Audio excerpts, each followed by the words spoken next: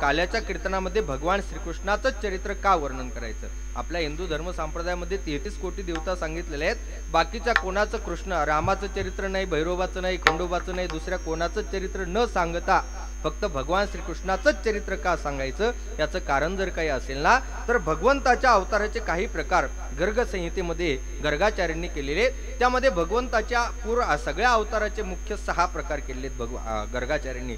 गर्गाचार्य म्हणतात भगवंताचे काही अवतार अंश स्वरूपाचे, काही अंशांश स्वरूपाचे, काही कला स्वरूपाचे, काही आवेश स्वरूपाचे. प्रभू रामचंद्राचा अवतार हा पूर्ण स्वरूपाचा आहे आणि भगवान श्रीकृष्णाचा अवतार हा परिपूर्णतम स्वरूपाचा आहे. म्हणून भगवान श्रीकृष्णाचा अवतार हा परिपूर्णतम स्वरूपाचा असल्यामुळे काल्याचं कीर्तन परिपूर्णतेचं द्योतक असल्यामुळे काल्याच्या कीर्तनामध्ये इतर देवतेचं चरित्र न सांगता फक्त भगवान श्रीकृष्णाचं चरित्र सांगायचं. विठ्ठल विठ्ठल विठ्ठल विठ्ठल विठ्ठल विठ्ठल विठ्ठल विठ्ठल विठ्ठल इतर देवतेचं, कारण की भगवान श्रीकृष्णाचा अवतार हा परिपूर्णतम स्वरूपाचा आहे. गर्गाचार्य म्हणतात परिपूर्णतम साक्षात श्रीकृष्णो नान्येवही एक कार्य अर्थमागत्यम कोटी कार्यम चकारः. परिपूर्णतम या जगामध्ये जर कोण असेल ना, तर तो फक्त एकमेव असणारा भगवान श्रीकृष्ण परमात्माच आहे. आणि त्याचं भगवान श्रीकृष्ण परमात्मा हा परिपूर्णतम असल्यामुळे काल्याचं कीर्तन हे परिपूर्णतेचं द्योतक आहे. म्हणून काल्याच्या कीर्तनात भगवान श्रीकृष्णाचं चरित्र सांगायचं. प्रभू रामचंद्राचा अवतार आहे. प्रभू रामचंद्राचा अवतार हा पूर्ण स्वरूपाचा आहे. पूर्ण आणि परिपूर्णतम याच्यामध्ये फरक आहे बरं का. पूर्ण अवतार प्रभू रामचंद्राचा आहे आणि परिपूर्णतम अवतार हा भगवान श्रीकृष्णाचा आहे. परिपूर्णतम अवतार भगवान श्रीकृष्णाचा आहे, कारण की परिपूर्णतम अवतार कशाला म्हणतात? ज्याच्यामध्ये सामर्थ्यही आहे आणि स्वातंत्र्य आहे, तो परिपूर्णतम अवतार आहे. आणि भगवान प्रभू रामचंद्राचा अवतार हा पूर्ण आहे, सामर्थ्य आहे, परंतु निर्णय घेण्याचं स्वातंत्र्य प्रभू रामचंद्राच्या अवतारामध्ये नाही. विठ्ठल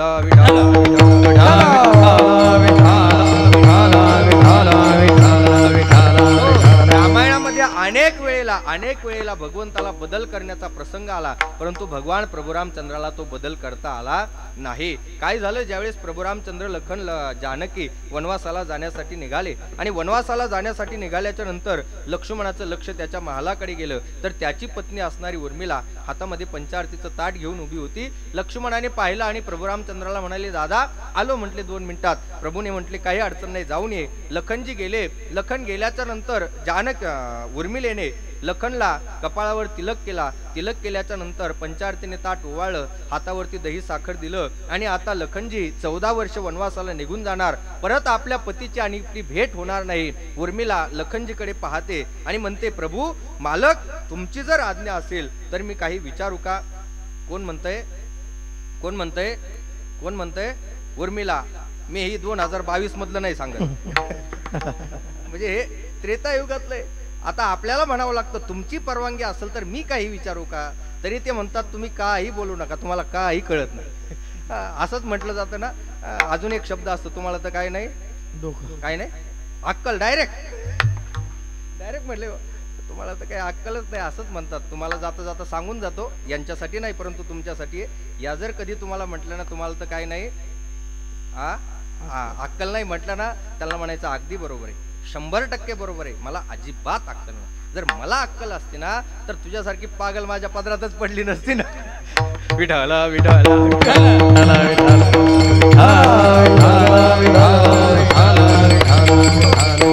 ती उर्मिला म्हटली तुमची परवानगी असेल तर विचारू का? त्यावेळेस लक्ष्मण म्हणला बोल काय म्हणते? त्यावेळेस तिने सांगितलं, म्हणलं अहो तुम्ही वनवासामध्ये निघाले, तुम्ही प्रभू रामचंद्राची सर्वतोपरी सेवा करणार, परंतु सीता मातेची सेवा करत असताना तुमच्या चित्ताला संकोच होणार, कारण त्या पडल्या स्त्री तुम्ही पडले पुरुष, त्यांची सर्वतोपरी सेवा तुमच्याकडून होणार नाही. तेव्हा माझं असं म्हणणं आहे, मी तुमच्या सोबत येते, मी आल्याच्या नंतर मी सीता मातेची सेवा करेल, तुम्ही प्रभू रामचंद्राची सेवा कराल, तुम्ही दोघं राहताल, आम्ही दोघी राहू, कोणतंच प्रकारचं टेन्शन राहणार नाही, मी तुमच्या सोबत येते. असं म्हटल्याच्या नंतर लक्ष्मणाला उर्मिलेचा मुद्दा पटला. लक्ष्मणाला पटल्याच्या नंतर लक्ष्मण म्हटला काही अडचण नाही, तुला घेऊन जातो सोबत, फक्त म्हणले दादाला विचारतो लगेच आपण निघू. असं म्हटल्याच्या नंतर लखनजी प्रभूकडे आले आणि प्रभूला सांगितलं, म्हणले दादा फक्त 5 मिनिटं थांबा म्हणले. उर्मिलेला तिची बॅग भरू द्या, तिला सुद्धा आपल्यासोबत वनवासात घेऊन जाऊ. त्यावेळेस उर्मिला सोबत घ्यायची म्हटल्याच्या नंतर प्रभू रामचंद्राने सांगितलं, म्हटले लखन उर्मिलेला आपल्यासोबत घेता येणार नाही. घेता येणार नाही म्हटल्याच्या नंतर लक्ष्मणाला लगेच राग आला. तो आधीच शीघ्रकोपी तापट स्वभावाचा. तो म्हटला का घेता येणार नाही? तुमची बायको बरी घेता येते ना, आमच्याच बायकोच्या वेळेस काय होतं? त्यावेळेस लक्ष्मणाला प्रभू रामचंद्राने सांगितलं, म्हणले बाळा लखन, अरे उर्मिलेला आपल्या सोबत घेता येणार नाही याचं कारण असे की वाल्मिक ऋषीने रामायण या ग्रंथामध्ये हा वनवास जो आहे ना, हा वनवास आपल्या तिघांच्याच नावावर लिहिलेला आहे. त्यात जर उर्मिलेचं नावच नाही तर घेतो कसं? म्हणजे निर्णय घेण्याची वेळ आली, सामर्थ्य होतं, परंतु निर्णय घेण्याचं स्वातंत्र्य प्रभू रामचंद्राच्या अवतारात नाही. हा अवतार पूर्ण आहे. विठ्ठल विठ्ठल विठ्ठल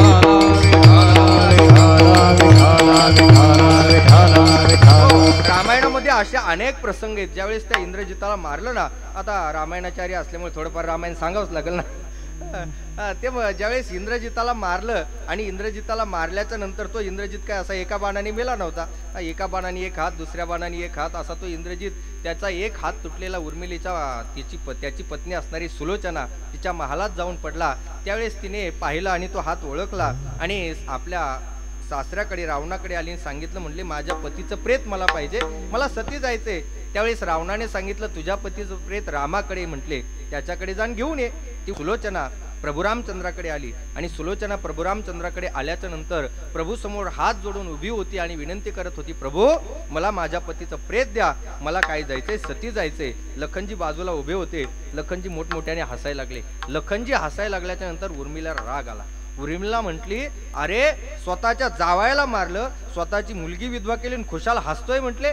त्यावेळेस लखनजी म्हटले, मी माझी मुलगी याला देऊच कशी शकतो म्हटले, कारण की हा पडला रावणाचा भाऊ, मी पडलो रामाचा भाऊ, हा पडला विरोधी पक्षनेता, मी पडलो विरोधी पक्षनेता, मी पडलो कमळाचा, तो पडला, म्हणजे मी याला माझी मुलगी देऊच कशी शकतो म्हटले. हा रावणाचा मुलगा आहे. त्यावेळेस त्या उर्मिलेने सुलोचनेने सांगितलं, म्हटले की एक गोष्ट लक्षात ठेवा, म्हणले लक्ष्मणाला सांगितलं, ज्यावेळेस राम अवतार नव्हता त्याच्या अगोदर तुमचा मूळचा जो अवतार आहे, लखनजीचा मूळचा अवतार कोणाचा आहे? शेषाचा आहे ना. शेषाचा अवतार, राम अवतार ज्यावेळेस नव्हता त्यावेळेस तुमचा मूळचा अवतार हा शेषाचा आहे. आणि शेषाचा अवतार असल्यामुळे ज्या शेषाच्या शेषकन्या आहेत ना, नागिनी पद्मिनी, या त्यांच्यापैकी सुलोचना मी एक शेषकन्या असल्यामुळे मी तुमची कोण झाले? मुलगी झाली. जर मी मुलगी झाली तर मग इंद्रजित कोण झाला? जावाई झाला ना. लक्ष्मणाला ज्यावेळेस लक्षात आलं त्यावेळेस लक्ष्मण मोठ्याने रडायला लागला. रडायला लागल्यावर प्रभू रामचंद्र होते. प्रभू रामचंद्र म्हणले, लखन रडू नको म्हटले, आपण याला जिवंत करू म्हटले. जिवंत करू म्हटल्याच्या नंतर त्याचे सगळे ते अवयव गोळा केले, एका पांढऱ्या धूत वस्त्रावर अंथरले. प्रभू रामचंद्राने आपल्या हातामध्ये पाणी घेतलं, संजीवनी मंत्र म्हटला आणि आता ते पाणी त्या इंद्रजिताच्या अंगावर टाकणार आणि तो इंद्रजित उठून बसणार. तेवढ्यात हनुमंत, जांबुवंत, सुग्रीव, नळनीळ उभे होते. त्यांनी प्रभूचा हात वरच्यावर धरला आणि सांगितलं, म्हणले प्रभू तुम्हाला याला जिवंत करता येणार नाही. त्यावेळेस प्रभू म्हटले, का जिवंत करता येणार नाही? माझ्यात सामर्थ्य नाही का? म्हटले तुमच्यात सामर्थ्य आहे, परंतु तरीही तुम्हाला याला जिवंत करता येणार नाही. याचं कारण असे, वाल्मिक ऋषीने रामायणामध्ये असं लिहिलेलं आहे की लखनने इंद्रजिताला मारावं हे अवश्य लिहिलंय. लखनने इंद्रजिताला मारावं हे लिहिलेलं आहे, परंतु मेलेल्या इंद्रजिताला परत प्रभू रामचंद्राने जिवंत करावं हे लिहिलेलंच नाही ना. तुम्हाला कसं जिवंत करता येईल म्हटले? म्हणजे सामर्थ्य आहे, परंतु निर्णय घेण्याचं स्वातंत्र्य प्रभू रामचंद्राच्या अवतारामध्ये नसल्यामुळे प्रभू रामचंद्राचा अवतार हा पूर्ण स्वरूपाचा आहे. विठ्ठल विठ्ठल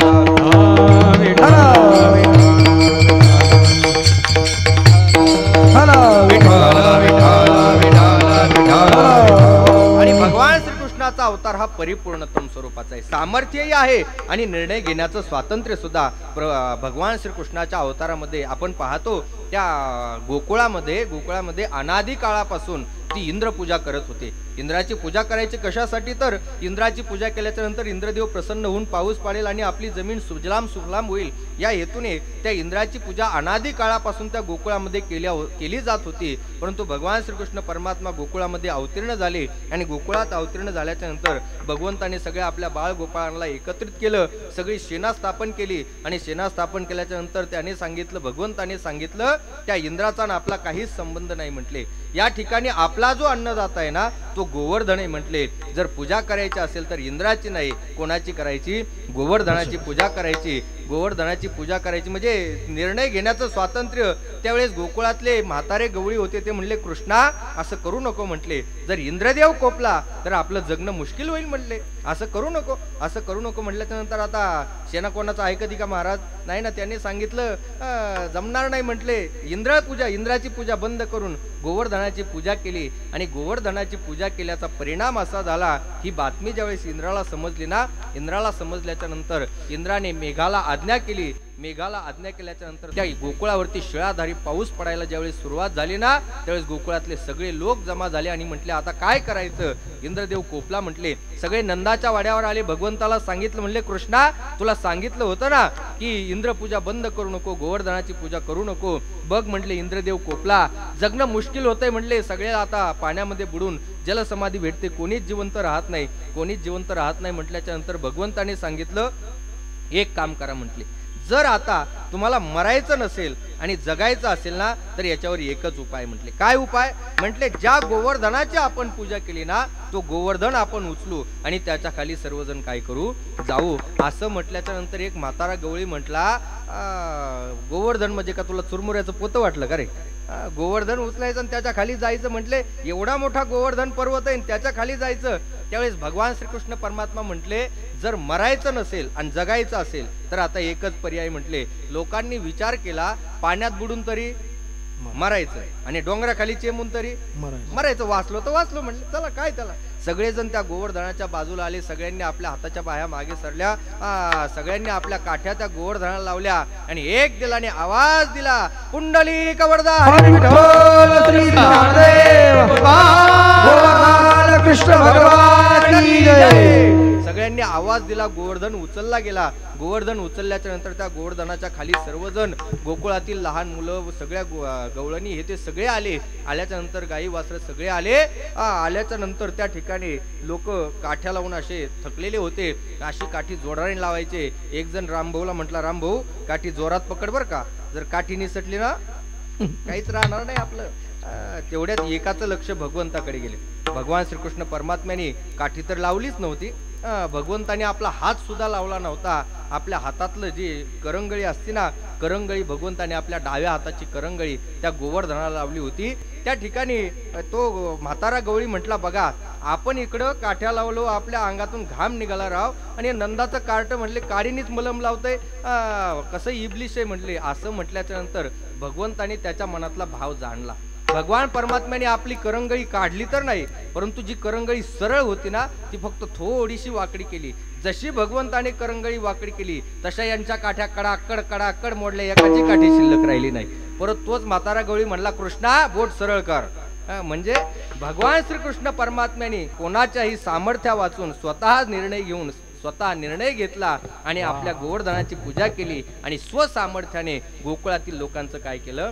रक्षण केलं. म्हणजे सामर्थ्यही आहे आणि निर्णय घेण्याचं स्वातंत्र्यही भगवान श्रीकृष्णाच्या अवतारात असल्यामुळे भगवान श्रीकृष्ण परमात्मा हा परिपूर्णतम एक देव असल्यामुळे काल्याचं कीर्तन हे परिपूर्णतेचं द्योतक असल्यामुळे काल्याच्या कीर्तनामध्ये इतर देवतेचं चरित्र न सांगता फक्त आणि फक्त भगवान श्रीकृष्णाचं चरित्र सांगायचं. विठ्ठल विठ्ठल विठ्ठल विठ्ठल विठ्ठल विठ्ठल विठ्ठल